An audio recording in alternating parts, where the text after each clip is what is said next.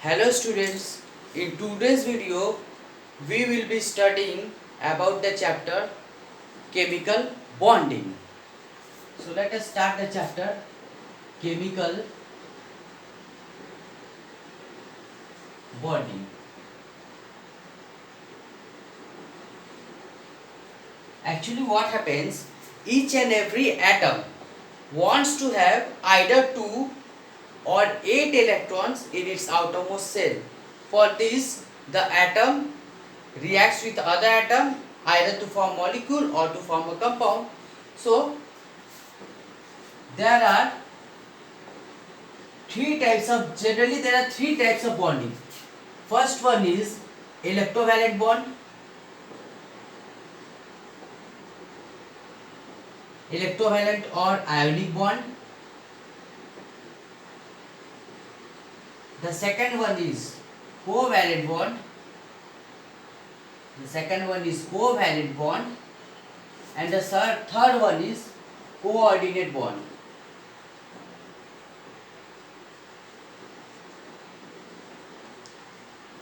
So in this class we will discuss each bond one by one.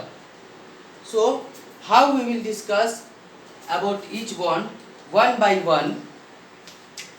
Let us start by electrovalent bond. So how is electrovalent bond formed? Electrovalent bond is formed when an atom donates electron to another atom. Okay, electrovalent bond is formed when an atom. So we will start from electrovalent or ionic bond. So what happens? I am giving you an example of this. First I am erasing it. First of all I am erasing it.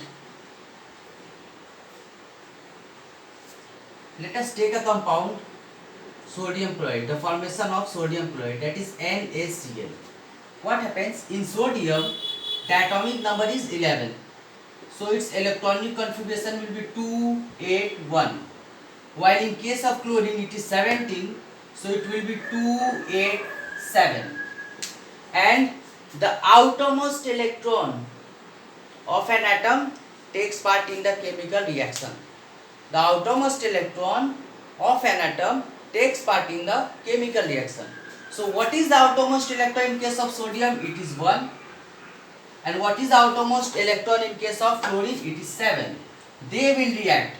Means the outermost sodium will have 1 electron, while the outermost orbit or shell of electron will have 7 electrons. Now what they want? They want to have 8 electrons in their outermost shell. So which one is easier? Giving 7 is easier or giving 1 is easier? Obviously giving 1 is easier. So what will happen? The sodium will give 1 electron. The sodium will give 1 electron to chlorine, and it will become a positive ion which is called a cation. Now this chlorine will take this electron which was donated by sodium, and it will become an ion. Now due to this opposite charge, as we know that opposite charge attracts each other, so NaCl will be formed having positive and negative charge respectively. This force of attraction is very high, due to which it is very difficult to break the bond. So it has got very high melting and boiling point. Such type of compounds are called electrovalent or ionic bond. This bond is very strong. So I have shown you one example. I will show you those examples which are most important. You should know this since your board exam is in the month of November. So let us make the compound magnesium oxide now. So in case of magnesium, the atomic number is 12. So its electronic configuration will be 2, 8 and then 2. while that of oxygen will be 2. It has got atomic number 8, so it will 2 and 6. So in case of magnesium, as I have already told, the outermost electron takes part in chemical reaction. So magnesium will have 2 electrons in the outermost shell, while oxygen has 6 electrons in its outermost shell. Now which one is easier? Giving 2 is easier or taking 6 is easier? Giving 2 is obviously more easier. Again what will happen? This magnesium will give 2 electron to this electron. This magnesium will lose 2 electron and it will become Mg2 plus. While this oxygen will take that 2 electron donated by magnesium to form oxygen 2 negative, and the compound MgO, magnesium oxide, is formed, which is another electrovalent or ionic compound. Now here also the force of attraction will be high. Now I am showing you an example of another compound, which is calcium oxide. In calcium what happens?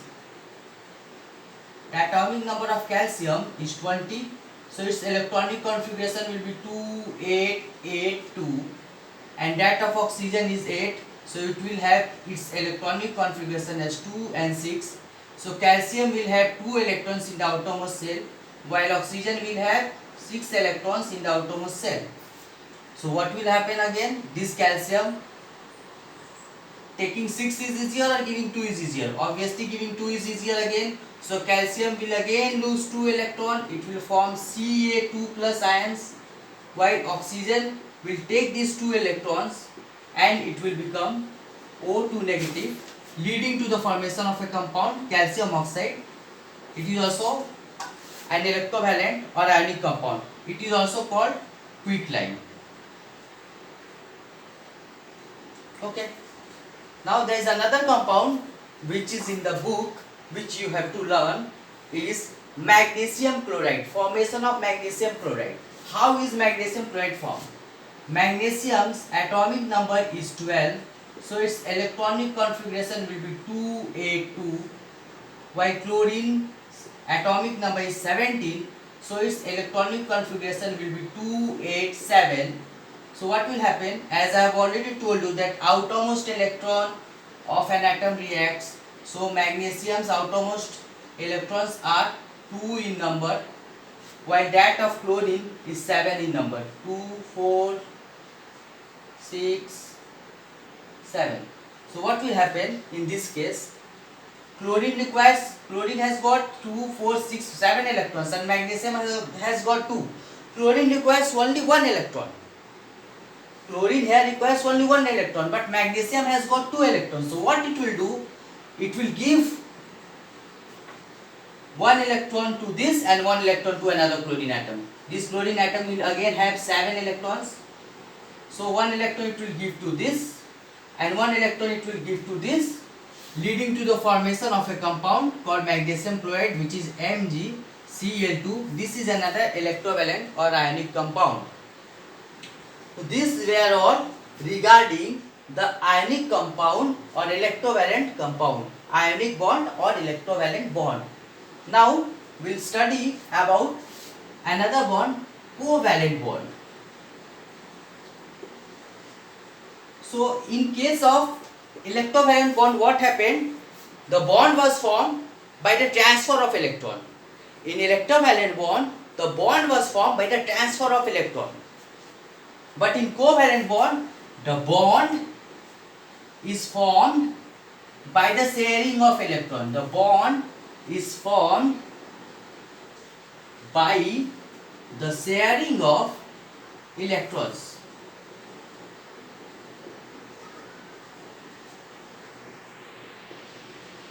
Okay. Now I am giving you some examples of this covalent bond. In this covalent bond, suppose take an example of hydrogen. The hydrogen has got one bond, one electron in the outermost shell. It will combine with another hydrogen and it will share the electron, leading to the formation of a single covalent bond. it will form H2. So this is what? This is single covalent bond. This is an example of a single covalent bond. Okay, you have understood an example of single covalent bond. Now I am showing you an example of double covalent bond which is exhibited by oxygen. Oxygen has got 6 electrons in the outermost shell, so it will show like 1 2 3 4 5 6 over here. Again 1 2 3 4 5 6 over here. It will share this electron in the middle, and then this oxygen will have 2 pairs of electrons and it will form O2. So this is double covalent bond. This is double covalent bond. Okay. Now I am showing you an example of a triple covalent bond. In case of triple covalent bond, we have to take the example of nitrogen. The atomic number of nitrogen is 7, so its electronic configuration will be 2 and 5. Now nitrogen will show like this: 1 2 1 2 3. Again here 1 2 1 2 3. So what will happen? It will share 3 pairs of electrons.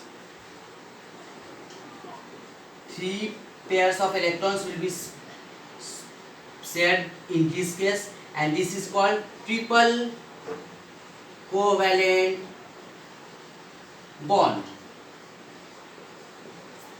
I think the pen is finished. I have to take another pen. So let me take another pen. Triple covalent bond. Till here it is clear. Now I am going to show you polar covalent compound. It's very important. What is polar covalent compound? In polar covalent compound,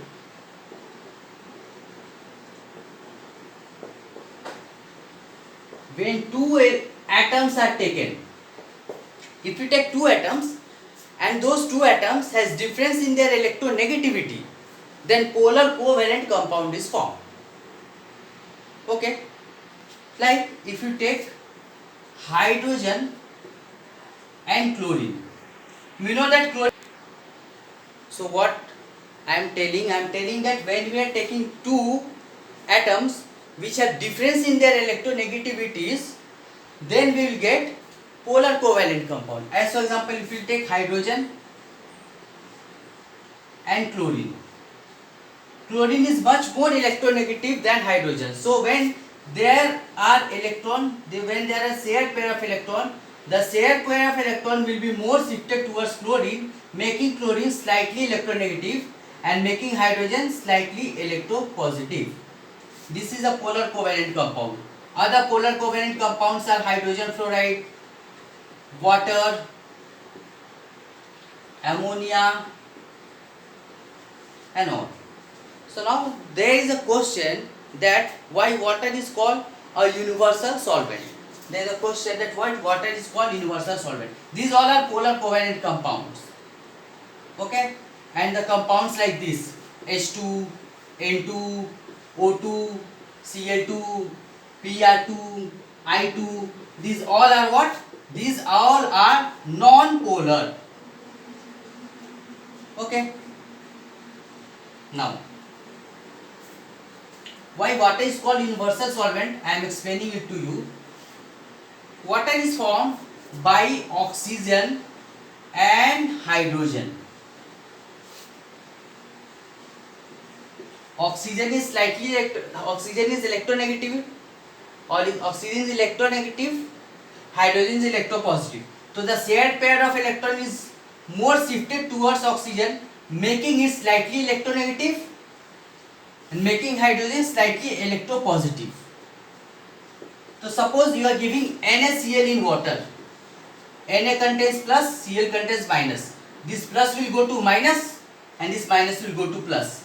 So water can dissolve a lot of things, because it is polar in nature. Water can dissolve so many things because water is a polar covalent compound.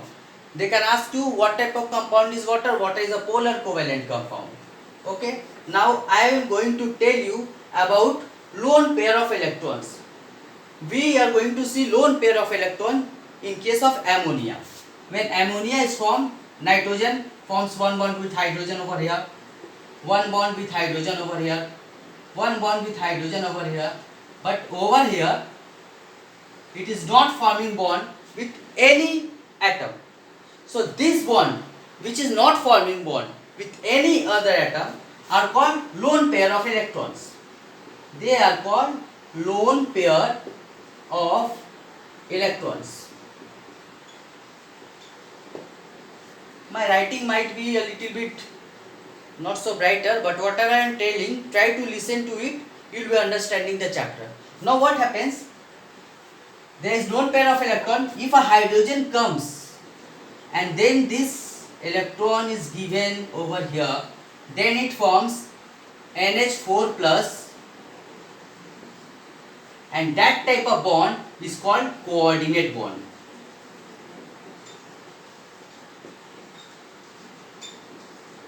Okay, so when H comes over here, then coordinate bond is formed.